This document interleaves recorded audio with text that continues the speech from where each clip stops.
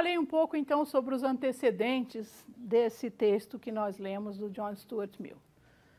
Vamos entrar nele propriamente.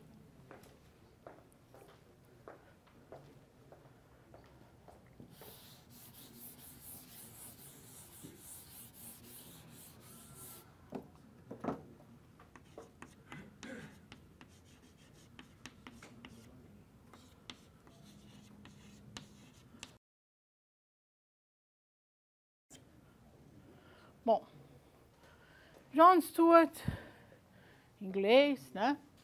Filho de outro economista famoso na época, que era o James Mill.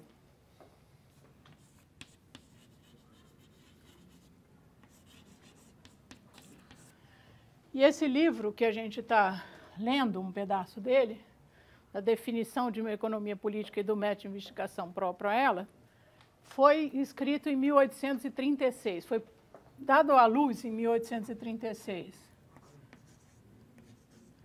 Portanto, quando ele tinha 30 anos, mas desde 24 anos de idade ele já estava trabalhando nesse livro, né?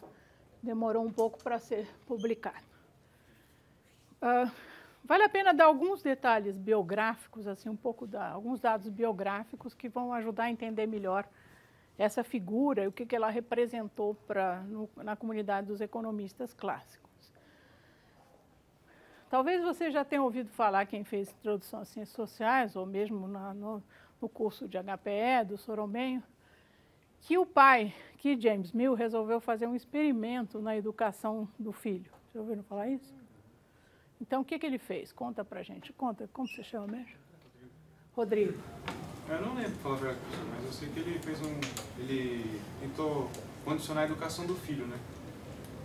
Eu acho que tinha uns dados lá que ele já lia os autores os gregos, já muito novo, não sei o que era. Ele aprendeu grego com 3 anos. Logo em seguida ele aprendeu latim, né? Aos 13 anos ele escreveu um tratado sobre as companhias mercantis na Idade Média. Aos 20 ele teve uma crise nervosa. Tá. Então, porque o que foi o experimento? O pai resolveu deixá-lo ser educado, só conviver, não mais que ser educado, conviver só com adultos, né? Então, os amigos dele eram os amigos do pai dele. Jeremy Bentham, Augusto Conte, esse tipo de coisa ele brincava com eles. Brincava de aprender, né? E aí teve uma crise, mas depois superou, escreveu muita coisa depois disso, né? Então, esse era o experimento, quer dizer, um experimento educacional. Não deixou a criança, o pequeno John Stuart, brincar com os amiguinhos da rua. Tinha que ficar só dentro de casa, aprendendo e tal, esse tipo de coisa. Foi um experimento que evidentemente, ele pensou estar fazendo um grande bem. E, num certo sentido, ele fez. Ele deu uma educação muito rica, muito erudita para o Stuart Mill.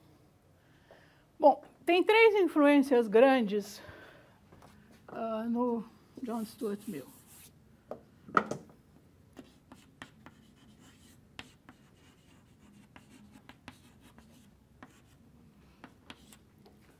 Primeiro, a influência do racionalismo.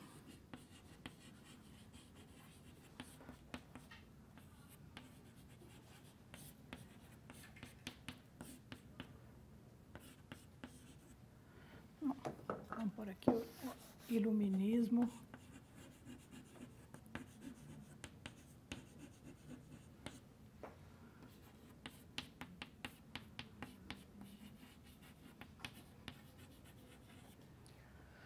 Racionalismo, iluminismo, né? A forma, vamos dizer, da Idade Moderna, do racionalismo, e o utilitarismo do próprio James Mill, seu pai, mas também do Bentham, que é o fundador do utilitarismo.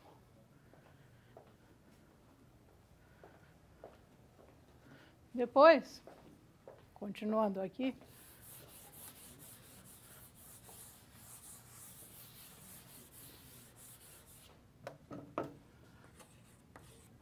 uma segunda influência, dita por ele mesmo, foi do romantismo.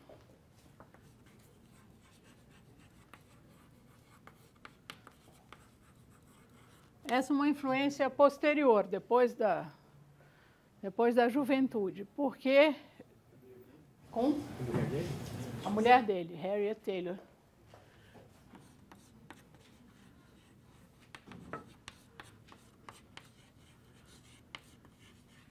Com quem ele teve um relacionamento durante muito tempo, enquanto ela era casada, vamos dizer, sem sexo, mas depois, quando o marido morreu, eles vieram a se casar, então ele casou-se tarde. E aí ela teve uma influência, ela era poeta e era um poeta, fazia parte do romantismo, então aqueles outros poetas românticos frequentavam a casa deles e tal, e foi uma influência importante, temperou um pouco o racionalismo, né? Às vezes, quando a gente vê o que ele escreve, é uma coisa muito rica. Ele tem, por exemplo, um trabalho espetacular que a gente não vê nos nossos cursos aqui, porque é um trabalho de filosofia política, principalmente, que é sobre a liberdade, On Liberty, que é um trabalho muito interessante. E aí já mescla essas influências do romantismo, né? E uma terceira influência, sim, é uma coisa também, ele foi defensor, ele foi feminista, ainda na época dele, foi defensor do direito de voto das mulheres. Naquela época as mulheres não podiam votar e demoraram muito tempo nos vários países para votar. O argumento que se usava era o seguinte, que ia haver dupla contagem, porque as mulheres votavam com o pai se não fossem casadas e com o marido, então para que ficar repetindo esses votos?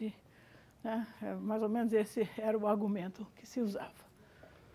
Bom, e finalmente, uma influência do socialismo.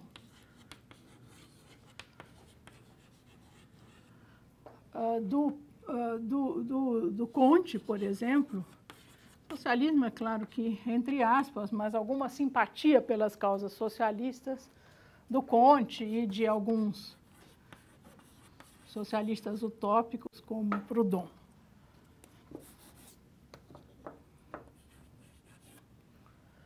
Então, essas eram as tensões na obra dele. Liberalismo, de um lado, ele foi um grande defensor do liberalismo, da liberdade de mercado, e socialismo do outro, coletivismo, qualquer coisa assim.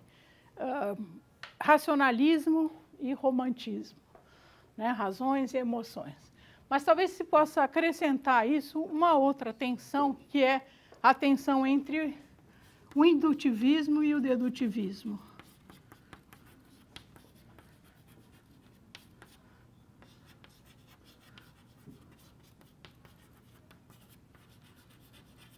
Então, como vocês sabem, ele foi muito influenciado por David Ricardo, os princípios dele estão muito colados à abordagem de David Ricardo, mas, ao mesmo tempo, ele tem influência do indutivismo, do tipo de economia política mais empirista, mais indutivista, ao estilo de Adam Smith, por exemplo. Tá? Então, toda a obra dele ela é rica e ela revela essas tensões. Tá? Bom, vamos entrar, então, propriamente no nosso texto aqui.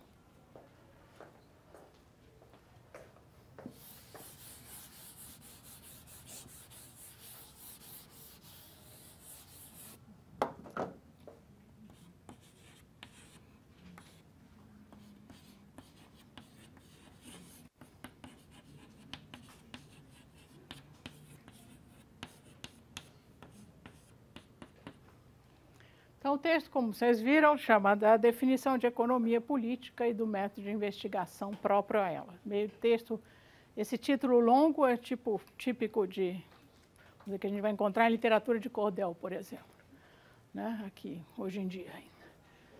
Bom, então, qual era a preocupação dele?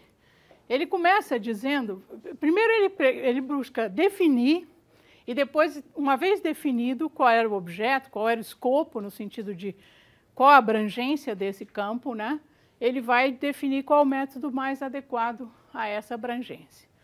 Então, nessa definição, é importante dizer, talvez ainda na fase dos antecedentes, alguma coisa do seguinte tipo. Naquele momento que ele estava escrevendo, 1830 e poucos, a ciência já havia se despregado, se emancipado em relação à filosofia. Então, era que se chamava de filosofia natural, né?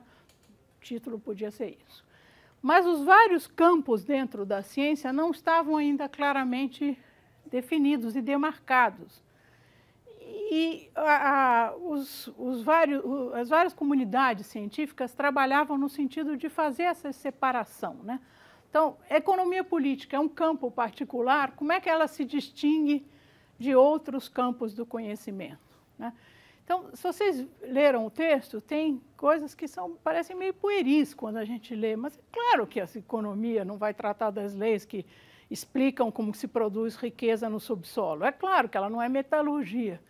Mas aqui, esse é claro para nós, não era tão claro se a gente se colocar nos sapatos de um cara do século XIX, da primeira metade do século XIX. Essa distinção não estava perfeitamente estabelecida, né? E havia uma grande discussão. O texto do Mill não é o primeiro a tratar da definição, mas é o primeiro que consegue ser consensual, né? É o primeiro que consegue receber imediatamente o reconhecimento da comunidade toda de economistas. Quer dizer, no dia seguinte que saiu esse texto, todo mundo diz, de fato é assim, tá? Então, ele conseguiu provocar esse consenso que outros antes dele, ou contemporâneos a ele, não tinham conseguido. Então, ele começa dizendo, para definir economia política, então vamos por aqui, esse negócio do meio atrapalha.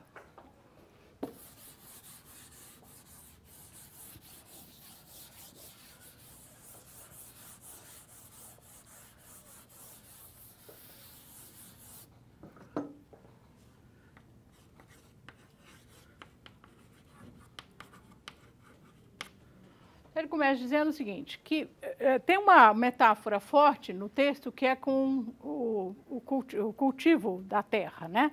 Então, ele fala assim, quando a gente observa o conhecimento, as pessoas pesquisam, os economistas pesquisam, a gente vê que o campo do conhecimento se divide assim, assim.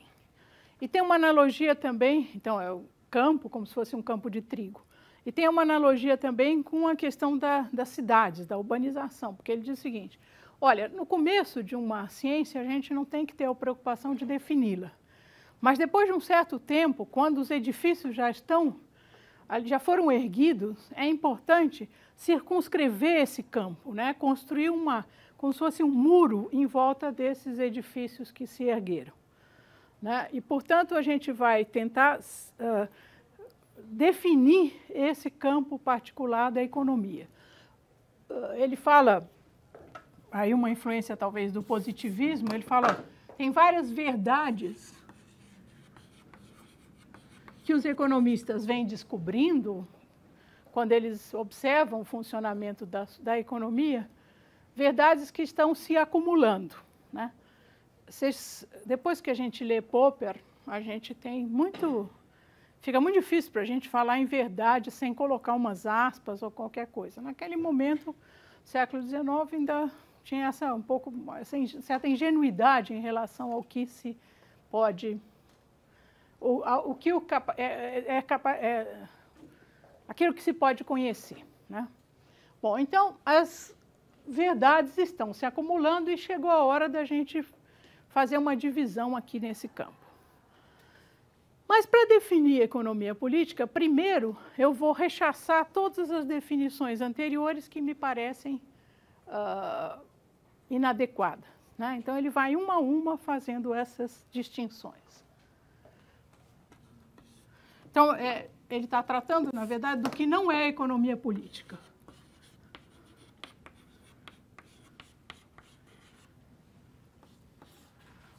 Então, a primeira definição fala das leis de produção da riqueza. Deixa eu pegar dentro do texto. A definição mais comumente aceita entre pessoas instruídas e colocada no começo de muitos tratados competentes sobre a questão, tem o seguinte resultado. ele está falando da noção vulgar da natureza e do objeto da economia política. Não estaremos longe do marco se o enunciarmos ser alguma coisa com o seguinte resultado. Está escrito na tradução, e eu fiz uma mudança aqui, imagino que seja esse o texto que eu pus no Xerox. Que a economia política é uma ciência que ensina ou professa ensinar de que maneira uma nação pode ser tornada rica. Né? Então, não é ciência política, ele não está definindo a ciência política, ele está definindo a economia política. Tá? Você tem isso? Uhum. Em inglês não tem problema, porque está certo. Bom, por que essa definição estaria errada? Porque ela confunde, a primeira definição errada, confunde ciência com arte. Uma trata do que é, outra trata do que deve ser. Então, vocês veem aqui, logo no começo, tem alguns aqui sempre me fazem perguntas sobre o normativo e positivo. Não está colocado nessa forma, desses termos, mas é exatamente isso. Uma trata das leis, né? Outra trata das leis de funcionamento da economia, outra trata da aplicação dessas leis, no sentido, por exemplo, de aumentar a riqueza nacional. Né? Então, essas duas coisas devem ser distinguidas. Quando a gente lê isso hoje em dia, a gente pensa, é claro que deve ser distintas. A economia não vai falar do que deve ser, ela vai falar principalmente do que é, pelo menos, né? De como as coisas são. A mesma passagem do normativo para o positivo foi observada em outras ciências, por exemplo, na ciência política a partir de Maquiavel. Né? Então, é claro, como alguém pode pensar isso? Muita gente pensava isso, quer dizer, naquele momento a economia estava muito, vamos dizer, estava muito misturado o que era um desenvolvimento mais científico da economia do que era a sua aplicação. Então, os economistas estavam muito imersos na política econômica, até aí tudo bem, eu acho que, do meu ponto de vista, é até uma vantagem da economia relativamente às outras ciências sociais. Né? Se a gente fizer uma comparação, por exemplo, a sociologia nasceu da tentativa de entender a Revolução Industrial e os conflitos sociais que emergiram da Revolução Industrial, durante a Revolução Industrial. Então, a sociologia é muito mais uma tentativa de diagnóstico do que uma tentativa de propor soluções. Tem essa cara, não sei se todos concordam, mas tem muito mais essa cara. A economia sempre teve uma cara de pôr a mão na massa, né? Usar esse conhecimento para aplicar de alguma forma. Né? E, no entanto, isso não quer dizer que as duas coisas sejam a mesma coisa. Né? E, portanto, dá para distinguir, de fato, o campo da prática do campo da teoria. E é esse o recado que o Stuart Mill dá logo no começo, ao rechaçar essa primeira definição. Bom, a segunda definição, o que a economia faz? Ela trata das leis que regulam a produção, a distribuição e o consumo da riqueza. Então, aqui já está no campo positivo.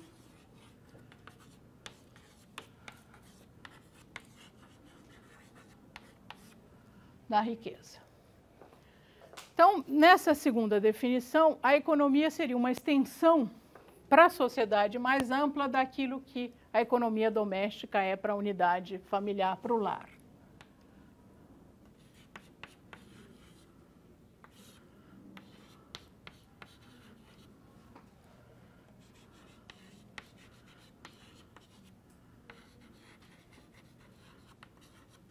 Então, ele lembra aí aquilo que vocês já devem ter visto mais de uma vez, a ideia de que a origem da palavra, a etimologia da palavra, oiko, né, do ambiente ali, do lugar, mais nomos, de normas, né? Mas, num primeiro momento, voltado para a questão do lar, do ambiente doméstico, então, portanto, economia doméstica, e, num segundo momento, estendido para a grande família que é o Estado. Né? Então, a economia política adquire esse novo adjetivo e, na medida em que ela é concebida como uma extensão daqueles princípios que regem a economia doméstica para a nação.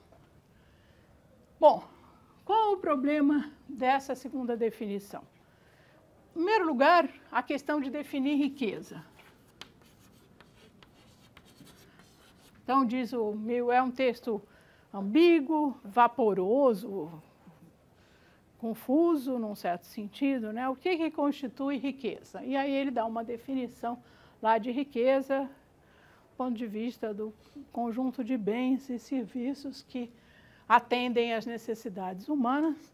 É interessante que ele dá essa definição a partir de uma divisão da sociedade em classes sociais. Para os trabalhadores, querem melhores salários, os arrendatários lá querem maiores aluguéis, os proprietários querem, etc., né? Porque os clássicos viam a sociedade dividida em classes, coisa que com os neoclássicos, como você sabe, foi totalmente eliminada. Quer dizer, essa noção de uma sociedade que não é homogênea, que é uma noção que eu acho rica nos clássicos, não desaparece na Revolução Marginalista. Bom, então a dificuldade de definir riqueza, né, que satisfaz a necessidade humana. E aí tem uma coisa que vai ser o último ponto que eu vou tratar aqui nesta aula, que é a questão das leis que regem a produção, a distribuição e consumo da riqueza. Porque aqui, diz ele, nós precisamos distinguir as leis físicas das leis sociais, ou morais, ou psicológicas. Ele usa aí uma pletora de termos para falar sobre isso.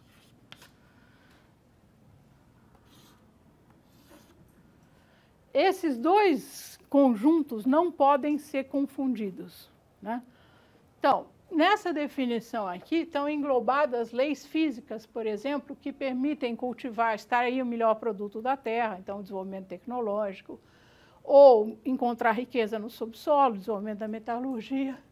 Mas a economia, ela dá por suposto essas leis físicas, ela não opera nesse terreno, mas sim das leis sociais ou morais ou psicológicas, né? Então, a economia, aí tem a terceira definição, que vai dizer as leis morais da produção, distribuição e riqueza, consumo da riqueza.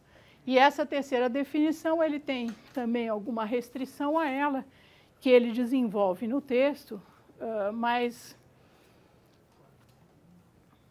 enfim. Bom, só reforçando esse ponto aqui. Mill faz uma distinção que, hoje em dia, a gente pensa duas vezes antes de admitir essa distinção, ou muitos não admitem mesmo, entre as ciências físicas, de um lado,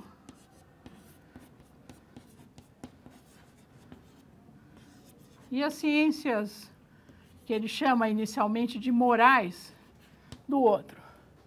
Ele fala alguma coisa assim: o campo do conhecimento humano se divide quase que espontaneamente nesses dois campos. Então, tem as ciências que são desse campo, tem as ciências que são daquele campo, e elas não se confundem. Então, a economia está nesse campo aí. Na sequência do texto, Mill volta, vai precisando a definição e vai falando sobre um conjunto de ciências que se enquadra aqui nesse bloco das ciências morais. A economia política é uma delas, e como, interessantemente, é um ramo da economia que ele chama de social, tá? E o que diferencia esse ramo em relação à economia social em geral é o conceito de homem econômico. Então, esse é um texto em que mais claramente se coloca pela primeira vez a ideia do homem econômico. E a gente vai começar a próxima aula falando sobre esse conceito de homem econômico e o papel que ele passa a ter na definição de economia e do método da economia, tá?